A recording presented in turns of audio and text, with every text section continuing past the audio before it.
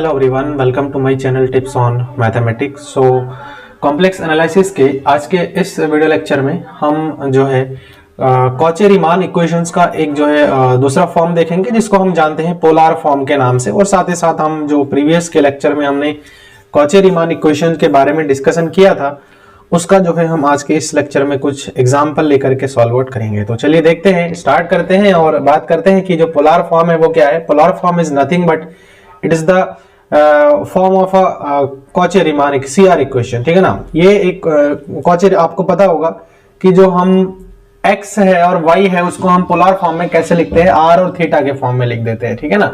r theta के रूप में जो है हम उसको लिख देते हैं। तो देखिए, अगर हमारे पास जो है अगर x की वैल्यू को हम रिप्लेस कर दे, x की जो वैल्यू है उसको अगर हम रिप्लेस कर दे r cos थीटा से, ये आपको पता होगा, एंड y की जो वैल्यू है उसको हम रिप्लेस कर दे r ऑफ साइन थीटा से, तो जो हमारा जो इक्वेशन था, जो CR इक्वेशन था, जो जनरल इक्वेशन था, वो कन्वर्जन हो जाएगा कुछ इस रूप में। कैसे? Curly u over curly r, curly u over curly r is equal to 1 upon r curly v over curly theta, ठीक है। ये एक हो जाएगा पहला इक्वेशन। एंड दूसरा जो हमारे पास एक और इक्वेशन बनेगा वो बनेगा curly u over curly theta is equal to minus r of curly v over curly r, ठीक है। तो ये इक्वेशन बनेगा। अब जनरल इसको आप 1 अपॉन r के फॉर्म में माइनस के रूप में भी लिख सकते हैं, ऐसा कोई इशू नहीं है इसमें। तो ये जस्ट सिंपल सा छोटा सा एक था। अगर कभी भी आपको इस रूप में दिख जाए, कभी भी r और थीटा के रूप में, तो कहीं ना कहीं आपको पोलर फॉर्म यूज करके इसका वैल्यू फाइंड आउट करनी पड़ेगी। क्लियर है ना। देखो, प्रीवियस का लेक्चर अगर आप लोगों ने नहीं देखा ना, तो मैं सजेस्ट करूंगा कि आप लोग जरूर उसको एक बार देखें, ताकि वहां से आपको जो CR equation, it mean Cauchy-Riemann equation जो है, वो आपको अच्छे से क्लियर हो, ठीक है। कि कॉची-रीमान इक्वेशन क्या है, क्या बताता है, आपको पता ही है। किसी भी फंक्शन को एनालिटिक प्रूव करने के लिए हम इन जनरल मैं बता रहा हूं कि हम कॉची-रीमान इक्वेशन का यूज करते हैं, ठीक है ना। बाकी इसका प्रूफ भी है, बट हम प्रूफ के तरफ नहीं जाएंगे, हम जो है इसी पर ही जनरली बात करेंगे कि कैसे हम इसका यूज करते हैं। बाकी एग्जांपल भी मैं लूंगा, वीडियो के एंड तक बने रहिएगा आप लोग। और जो है अगर चैनल पर आप लोग नए हैं तो इसको आप लोग सब्सक्राइब जरूर करिएगा, साथ ही साथ नोटिफिकेशन बेल को प्रेस करिएगा। वीडियो सही लगे तो इसको आप लोग लाइक जरूर करें, और अगर हेल्पफुल है मेरा चैनल आप लोगों के लिए तो इसको अपने दोस्तों के साथ जरूर शेयर करिए, ठीक है। चलिए, अब हम जो है एक छोटा सा और एक टॉपिक में यहाँ पर लूंगा, और जो ये टॉपिक है वो है हमारा हार्मोनिक फंक्शन वाला, ठीक है। एक छोटा सा एक टॉपिक इसमें हमारा आता है, हार्मोनिक फंक्शन। चलिए आगे इस पर ले लेते हैं यहीं पे, ठीक है ना। Harmonic function, harmonic function. देखिए, हार्मोनिक फंक्शन की बेसिकली अगर बात करूं तो आप लोगों ने लाप्लास इक्वेशन के बारे में पढ़ा होगा। लाप्लास इक्वेशन, ठीक है ना। तो harmonic function is nothing but it is the Laplace equation, ठीक। तो लाप्लास इक्वेशन देखिए कैसे आएगा ये हार्मोनिक फंक्शन। दो काम है हार्मोनिक फंक्शन की, हम स्टडी क्यों करते हैं यहाँ पे कॉम्प्लेक्स में, इसके लिए मैं आपको थोड़ा सा बता देता हूं ताकि आप लोगों को इसका मेन ऑब्जेक्ट पता चले, ठीक है। तो देखो, हार्मोनिक फंक्शन की यूज हम यहाँ पर छोटे से काम के लिए करेंगे, और वो क्या है कि कभी कभी एग्जाम में पूछ लेते हैं कि भैया आप जो है रियल पार्ट और इमेजिनरी पार्ट बताओ। जैसे कि सपोज दैट कि हमारे पास एक फंक्शन है, सपोज दैट मैं यहाँ पर अभी बताऊंगा, इसको मैं भी रफली आपको बता रहा हूँ। ये एक फंक्शन हमारे पास fz है, और इसका जो है z स्क्वायर है। z स्क्वायर मीन क्या हो जाएगा, x प्लस आयोटा y का होल स्क्वायर हो जाएगा, ठीक है ना। तो ये a square minus B square हो जाएगा, और प्लस का 2xy ऑफ आयोटा। क्लियर है। तो इसमें अगर मैं इसको अगर लिखूं तो ये u हमारे पास क्या हो जाएगा, ये रियल पार्ट हमारे पास x square minus Y square हो जाएगा, और b जो हमारे पास होगा वो होगा 2x ऑफ y होगा। तो देखिए, अगर हमें वेरीफाई करना है कि अगर क्वेश्चन में दे दे कि verify that x square minus Y square is a real or not, ठीक है ना, is a real part or not, या फिर ऐसे भी कह सकता है कि verify that 2xy is a imaginary part or not, तो आपको उस कंडीशन में कहीं ना कहीं हार्मोनिक फंक्शन का यूज करके ही पता लगानी पड़ेगी। तो चलिए हार्मोनिक फंक्शन का थोड़ा सा यहाँ पर अभी मैं बता देता हूं आप लोगों को, और कैसे हम रियल पार्ट और इमेजिनरी पार्ट को फाइंड आउट कर देंगे, है ना। उसके लिए हमें क्या क्या रिक्वायरमेंट्स होंगी वो मैं आप लोगों को बता देता हूँ। तो चलिए हार्मोनिक फंक्शन की अगर मैं बेसिकली बात करूं आप लोगों के साथ, तो देखिए हार्मोनिक फंक्शन हम निकाल कैसे सकते हैं, ठीक है ना। हार्मोनिक फंक्शन हम कैसे निकाल सकते हैं, देखो हमारे पास जो है ना एक अभी जब हमने सी आर इक्वेशन पढ़ा था, सी आर इक्वेशन, ठीक है, मैं डायरेक्ट लिख रहा हूं यहाँ पे सी आर इक्वेशन। तो सी आर इक्वेशन की अगर मैं बात करूं तो हमारे पास क्या आया था, curly u over curly x is equal to curly v over curly y आया था ना, ये आया था। अब अगर मैं क्या करता हूं, इसको x के रिस्पेक्ट में दोनों साइड में क्या कर दूं, डेरिवेटिव ले लूं, है ना, पार्शियली डेरिवेटिव कर दूं, करली ओवर करली x, और यहां पर ब्रैकेट में हमारे पास आ जाएगा, ब्रैकेट में हमारे पास आ जाएगा curly u over curly x। Clear है, ये हो गया। And then equal to, again हम दोनों साइड में ले रहे, है ना, पार्शियल डेरिवेटिव ले रहे विद रिस्पेक्ट टू x, तो हम इस साइड में भी पार्शियल डेरिवेटिव करेंगे। तो यहां से क्या आ रहा है, देखो ये करली v over curly of y आ रहा है। और अब अगर मैं इसको थोड़ा सा और आगे सॉल्व कर दूं, तो यहां से हमारे पास क्या आ जाएगा, यहां से जो हमारे पास आएगा वो आएगा curly two u over curly x square is equal to curly two भी ओवर कर, एक्चुअल में ना यहाँ पर हम ऐसे नहीं लिखेंगे इसको, ये थोड़ा सा मिस्टेक हो रहा है, ठीक है ना। इसको हम एज इट इज ऐसे ही रख देंगे अभी फिलहाल तो, ठीक है ना, इसको हम ऐसे ही रख देंगे, क्या, करली ओवर करली एक्स, ठीक है, और इन यहाँ पर आ जाएगा हमारे पास करली भी over curly Y.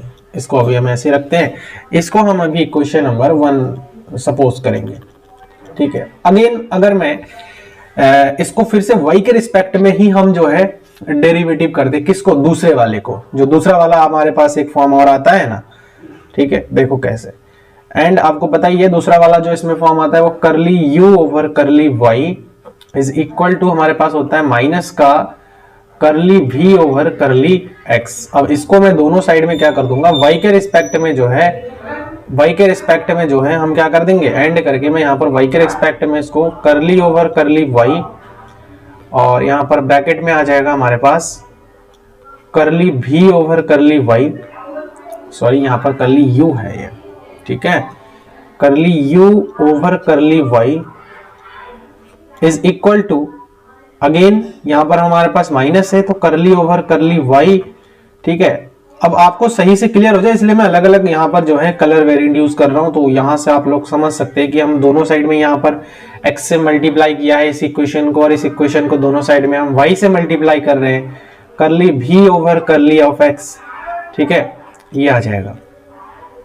And then हम अगर इसको मल्टीप्लाई आगे करके निकालते हैं तो यहाँ से हमारे पास आ जाएगा curly two u over curly y square is equal to minus curly over curly y and bracket curly v over curly of x, ठीक है ना, पार्शियली डेरिवेटिव है, करली बोलते हैं हम इसको, ऐसा कुछ नहीं है, ठीक। अब इसको हम इक्वेशन नंबर क्या कर लेंगे, सेकंड अगर लेट करते हैं, सेकंड अगर लेट करते हैं तो अब हम क्या करेंगे, देखिए एडिंग फर्स्ट एंड सेकंड। आपको पता है कि ये जो टर्म है ना, करली इन ओवर करली x है और करली v ओवर करली y है, तो देखो ये दोनों टर्म आपका इक्वल होता है, आपको पता होगा अगर आपने पार्शियल डेरिवेटिव पढ़ा है ना, पार्शियल डेरिवेटिव इक्वेशन पढ़ा है, पीडीई पढ़ा है, तो आपको उस कंडीशन में ये चीज के बारे में जरूर पता होगा। तो अब हम यहां पर लिखेंगे adding equation first and second, adding equation first and second, ठीक है। अगर हम दोनों को ऐड कर देते हैं तो हमारे पास जो निकल के आएगा, ये this curly two u over curly x square plus curly two u over curly y square is equal to, देखो ये प्लस का है और ये माइनस का है, it will be cancel out, vanish, ठीक है ना, तो ये हमारे पास आ जाएगा 0। तो ये जो हमारे पास आया है ना, ये बच्चों रियल पार्ट को एनालिसिस करने के लिए आया है, इस पार्ट से हम रियल पार्ट का पता लगा सकते हैं, ठीक है। सिमिलरली इसको हम ऐसे लिख सकते हैं कि for verify, this is for, ऐसे लिख देते हैं, इसको ऐसे लिख देते हैं, this is for verify of real part. ठीक है ना, आप इसको नोट डाउन जरूर करते रहिएगा। ये रियल पार्ट के वेरीफाई के लिए जो है ये हार्मोनिक इक्वेशन है, ये लाप्लास इक्वेशन भी है, आपको पता होगा। सिमिलर इसी तरीके से हम जो है लाप्लास इक्वेशन को भी बता सकते हैं। ठीक है, अब थोड़ा सा ऊपर स्पेस बना लेते हैं और सिमिलरली हम यहाँ पर जो है इमेजिनरी पार्ट के लिए जो है हम यहाँ पर लिख देते हैं। ठीक है ना, ऐसे ही होगा वो y के रिस्पेक्ट में। अब आप जो है पार्शियली डेरिवेटिव अगर आप कर देंगे तो वहां पर अब v का जो है अब पार्शियली डेरिवेटिव करेंगे अब यहाँ पर। ठीक है ना, y के रिस्पेक्ट में, ऐसे ही x के रिस्पेक्ट में अब कन्वर्ज हो जाएगा। ठीक है ना, सिमिलरली यहां पर आपको लिखनी है सिमिलरली फॉर इमेजिनरी पार्ट। ठीक है ना, ऐसे आप लिख सकते हो इमेजिनरी पार्ट। ठीक है, इमेजिनरी पार्ट के लिए अगर मैं इक्वेशन को लिख दूं तो मैं डायरेक्टली लिख रहा हूं, अब आपको समझ में आ गया होगा। अब आप कैसे कर सकते हैं, देखो करली टू भी आ जाएगा। अब यहाँ पर u था, अब यहाँ पर b, क्योंकि b हमारा इमेजिनरी पार्ट है, just simple x square plus curly two भी over curly y square is equal to 0। तो ये हमारा इमेजिनरी पार्ट का वेरिफिकेशन की जो भी दिया गया हमारा पार्ट है वो इमेजिनरी, अगर इमेजिनरी पूछता है तो आपको ये वाला कंडीशन लगाना है, अगर 0 आ जाता है तो वो इमेजिनरी पार्ट हो जाएगा। ये वाला कंडीशन लगा के देखना है, अगर रियल पार्ट है तो ये आ जाएगा। ठीक है, सेटिस्फाई जरूर करेगा। तो ये होप कि आप लोगों को जो हार्मोनिक फंक्शन है यानी कि लाप्लास इक्वेशन जिसको हम बोलते हैं वो आपको अच्छे से क्लियर हो चुका है। ठीक है, अब देखिए हम ना जो है कुछ यहाँ पर एग्जाम्पल लेंगे और उस एग्जाम्पल के हेल्प से हम यहाँ पर कुछ जो है चीजें समझने की कोशिश करेंगे। ठीक है, तो चलिए सबसे पहला एक क्वेश्चन है, वेरीफाई करना है हमें कि ये जो है हमारा एनालिटिक फंक्शन है या नहीं है। सीआर इक्वेशन को हमें कॉची रीमान इक्वेशन वेरीफाई करनी है। तो एफ जेड हमारे पास दिया हुआ है जेड क्यूब, क्लियर है, f z is equal to z cube दिया हुआ है। तो आपको पता ही है कि z जो है हमारे पास क्या होता है, x प्लस आयोटा y के बराबर होती है कि नहीं होती। तो यहाँ पर क्या हो जाएगा, x प्लस आयोटा y का क्यूब हो जाएगा। और आपको पता है a cube plus b cube हो जाएगा यहाँ पे आयोटा y का क्यूब प्लस 3ab हमारे पास क्या है, x y into iota bracket में a plus b, it mean x plus iota of y आ जाएगा। क्लियर है, अब इसको कैलकुलेट करते हैं, x cube minus iota y cube हो जाएगा। यहाँ पर अगर इसमें सॉल्व करूंगा तो यहाँ पर हमारे पास आ जाएगा प्लस का 3x square Y of iota, और फिर इसके साथ मल्टीप्लाई करूंगा तो ये आयोटा इंटू आयोटा माइनस का हो जाएगा, यहाँ पर फिर हो जाएगा 3x वाई का स्क्वायर हो जाएगा। क्लियर है, अब देखो हम रियल पार्ट और इमेजिनरी पार्ट को सेपरेट करते हैं तो यहाँ से आ जाएगा एक्स क्यूब माइनस, यहाँ से आ जाएगा हमारे पास 3x वाई स्क्वायर। ठीक है, ये तो हमारे पास हो गया रियल पार्ट। इमेजिनरी पार्ट को सेपरेट कर लेते हैं तो यहाँ से आयोटा बाहर आ जाएगा, सबसे पहले 3x square Y minus Y का आ जाएगा क्यूब, ये हमारे पास आ गया। अब आपको पता है कि यहाँ से अगर मैं कंपैरिजन करता हूँ ऑन कंपेयरिंग तो हमारे पास u जो हमारे पास निकल के आएगा वो आ जाएगा x क्यूब माइनस का 3x वाई स्क्वायर, एंड जो v हमारे पास निकल के आएगा वो आएगा 3x square of y minus का y स्क्वायर। देखो अब यहाँ पर मैं आप लोगों की समझा देता हूँ कि इसके प्रीवियस में जो हमने हार्मोनिक फंक्शन के बारे में पढ़ा है, तो कभी कभी क्वेश्चन में ऐसे भी दिया हो सकता है कि वेरीफाई दैट कि ये जो हमारा है ये रियल पार्ट है और ये जो है हमारा इमेजिनरी पार्ट है। तो अगर एक ही पूछेगा, इन जनरल बहुत ज्यादा नहीं पूछता है, तो अगर ये पूछा तो आपको कौन सा वाला u वाला जो आपका लाप्लास इक्वेशन है यानी कि हार्मोनिक फंक्शन है वो आपको यूज करना पड़ेगा। ठीक है, वो आपको यूज करना पड़ेगा। अगर वो कंडीशन सेटिस्फाई कर जाए तो आप कह सकते हो yes this is the real part of complex function F Z. ठीक, तो चलिए अब इसको हमें, क्योंकि इसमें वेरीफाई करना है सीआर इक्वेशन, तो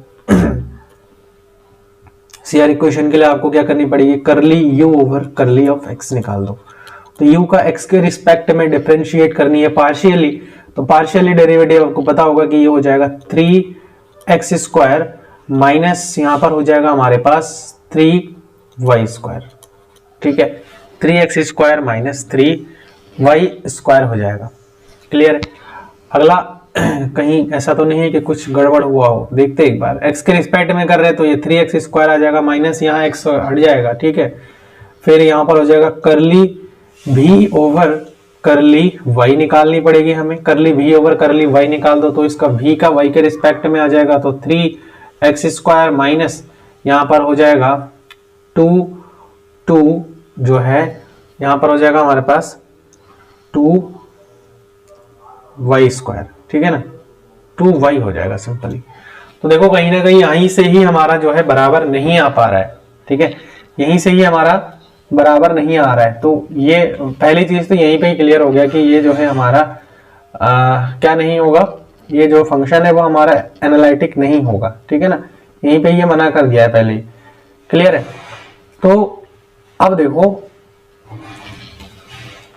यहां पर हमें करली v ओवर करली x जो है, यहां पर हमारा करली v ओवर करली y। अब अगला जो वेरीफाई करना है एक बार फिर से चेक करके देख लो कि कहीं ऐसा तो नहीं है कि कुछ मिस्टेक हुआ हो जिस वजह से ऐसा हो रहा हो। एक बार चेक कर सकते हैं हम, ऐसा कुछ नहीं है अभी हमारे सामने है। तो यहाँ पर हो जाएगा x³ और ये माइनस का आयोटा y³ हो जाएगा, प्लस का हो जाएगा यहाँ से प्लस का हो जाएगा 3x² y ऑफ आयोटा। ठीक है, y ऑफ आयोटा हो जाएगा।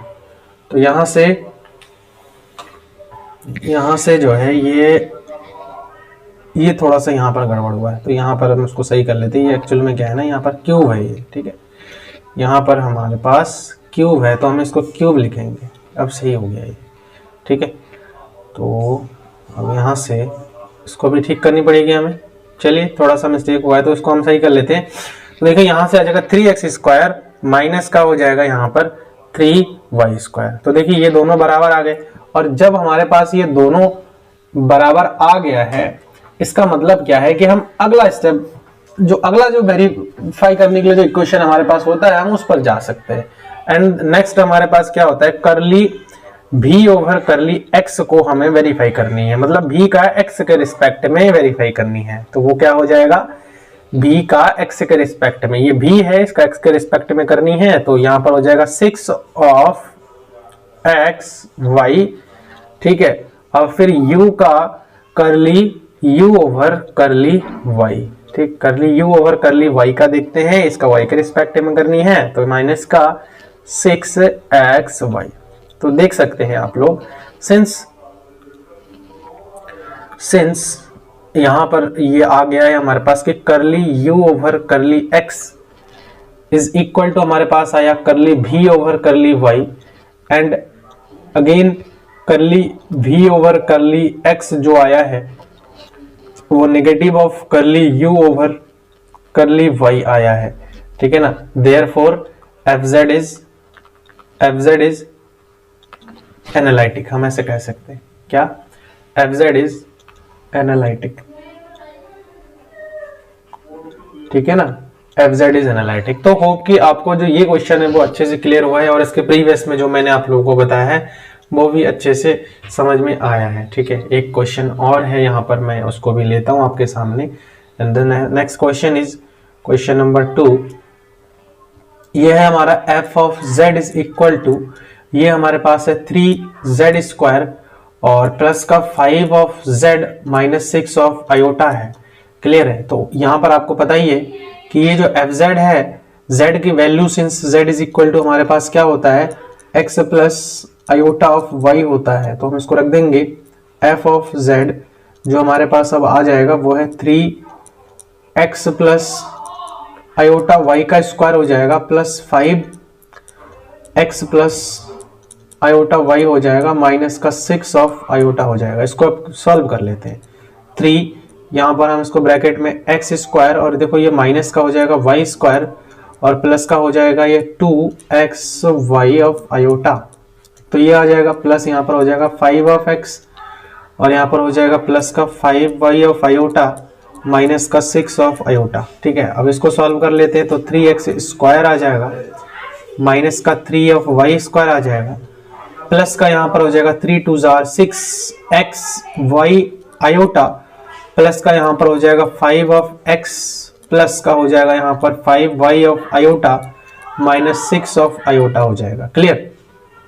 जो रियल पार्ट है ना उसको मैं एक बार मार्क कर लेता हूँ। देखो एक रियल पार्ट ये है, एक रियल पार्ट ये है, एक रियल पार्ट ये है, तो इन सबको एक साथ लिख देंगे हम। तो क्या हो जाएगा देखो 3x स्क्वायर माइनस का 3y स्क्वायर और प्लस का यहाँ पर हो जाएगा 5 of x। This is the real part, ठीक है ना, ऑफ फंक्शन z, ठीक है ना। अब अगला जो है हमारे पास एक इमेजिनरी पार्ट आएगा, प्लस का हम यहाँ पर आयोटा कॉमन ले लेते हैं और जो इमेजिनरी पार्ट है वो मैं मार्क कर लेता हूँ आप लोगों के सामने। देखिए एक तो हमारे पास ये है, एक ये है, and then again this is the real imaginary part. तो हम यहाँ पर हम ये लिख सकते हैं ना कि 6xy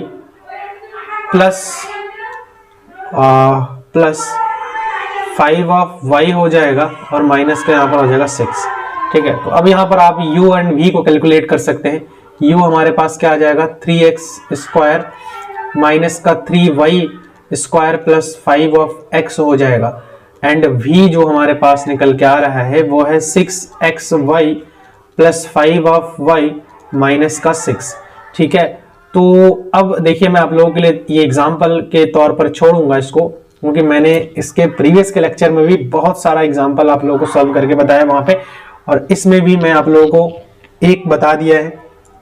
चलिए इसको मैं और बता देता हूँ, बाकी कुछ क्वेश्चंस और है जिसको मैं आप लोगों को होमवर्क के लिए दूंगा, ठीक है ना। उसको आप होमवर्क में करिएगा और बताइएगा कि जो हमारे क्वेश्चन नंबर आगे जो मैं 3 क्वेश्चन और आपको होमवर्क में दूंगा वो हमारे जो है एनालिटिक हो रहा है या नहीं हो रहा है, वो आप मुझे कमेंट के माध्यम से बताइएगा ताकि मुझे भी पता चले कि आप लोग स्टडी कर रहे हैं या नहीं कर रहे हैं, ठीक है। तो सबसे पहले हमें क्या निकालनी है, देखो करली u ओवर करली x निकालनी है। तो u का x के रिस्पेक्ट में डिफरेंशिएट करनी है पार्शियली, ध्यान रखना पार्शियली डेरिवेटिव।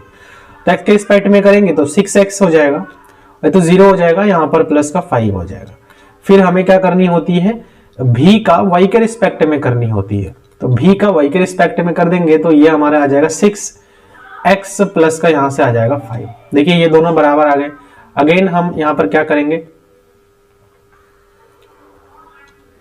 करली v over curly x, v का x के रिस्पेक्ट में करेंगे तो v है, इसका x के रिस्पेक्ट में जब करेंगे तो ये हमारे पास आ जाएगा 6 ऑफ x आ जाएगा। फिर करली u का y के रिस्पेक्ट में करनी होती है, तो u का जब y के रिस्पेक्ट में करेंगे तो देखो यहाँ पर 6 ऑफ y हो जाएगा, 6 ऑफ माइनस का u का y के रिस्पेक्ट में करेंगे 6y हो जाएगा, माइनस का 6y, ठीक है। तो यहाँ कुछ गड़बड़ तो नहीं हुआ, v का x में जब कर रहे हैं तो यहाँ पर हमारे पास आ रहा है y आ जाएगा यहाँ पे, ठीक है ना। तो ये गड़बड़ हुआ यहाँ पे थोड़ा, यहाँ पर आ जाएगा हमारे पास ये है ना v है, v का हमें x के रिस्पेक्ट में कर रहे हैं तो ये y हो जाएगा यहाँ पे सिंपली। और ऐसे ही यहाँ पर माइनस का 6 ऑफ y हो जाएगा, इसका करेंगे तो यहाँ से 3 2 6। तो देखो हमारे पास आ गया है, since curly u over curly x is equal to आ गया curly v over curly y, and दूसरा जो हमारे पास आया है curly v over curly x is equal to minus of का जो है curly u over curly y आया है। देयरफॉर हम कह सकते हैं कि जो f ऑफ z है f of z is analytic, ठीक है ना, इज एनालिटिक, ठीक है। ये एनालिटिक हो गया हमारा। तो होप कि आपको जो क्वेश्चन है वो अच्छे से क्लियर हो रहा है, कैसे आपको सॉल्व आउट करना है, ये सॉल्विंग अप्रोचेस आपको पता होनी चाहिए, तभी जा करके आप जो है अच्छे से कर सकते हैं, ठीक है ना। अब मैं आपको कुछ होमवर्क के लिए क्वेश्चंस दे रहा हूँ, प्लीज आप लोग इसको जरूर ट्राई करिएगा, है ना। इसको घर में ट्राई करिए एंड कमेंट करके मुझे बताइएगा कि आपका जो आंसर है। क्वेश्चन नंबर 3 जो हमारे पास अब है वो है f of z is equal to real part of z। आपको पता होगा कि रियल पार्ट ऑफ z क्या होता है, आप करिएगा, इसको वेरीफाई करना है कि एनालिटिक है या नहीं है, ठीक है ना। उसके बाद अगला जो है हमारे पास जो f ऑफ z है वो कॉन्जुगेट ऑफ z का स्क्वायर है, ये आपको करना है। 5th नंबर जो क्वेश्चन है होमवर्क में आप लोग दे रहा हूं वो है f of z is equal to e to the power minus x cos of y और minus iota e to the power minus of x sine of y। Clear है, साइन ऑफ y।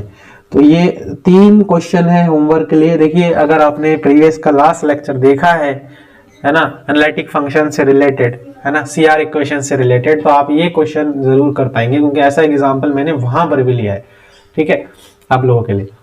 तो ये चीज आप आराम से जो है कर सकते हो, है ना। तो अब जो है ये होमवर्क का क्वेश्चन भी मैंने आप लोगों को दे दिया है, ठीक है ना। चलिए आज के वीडियो जो है हम यहीं पर एंड करते हैं, और कल के लेक्चर में जो है हम कुछ नया टॉपिक लेकर के आएंगे, और तब तक के लिए आप लोग चैनल के साथ जुड़े रहिए, और जो है अगर नए हैं इस पर चैनल पर तो आप लोग सब्सक्राइब जरूर करिए, साथ ही साथ नोटिफिकेशन बेल को भी प्रेस कर लेना, ठीक है। चैनल अगर हेल्पफुल लगता है तो अपने दोस्तों के साथ भी इसको शेयर करिए, और इसको लाइक करना बिल्कुल भी ना भूले वीडियो को, ठीक है ना। मिलते हैं नेक्स्ट वीडियो में, थैंक यू सो मच।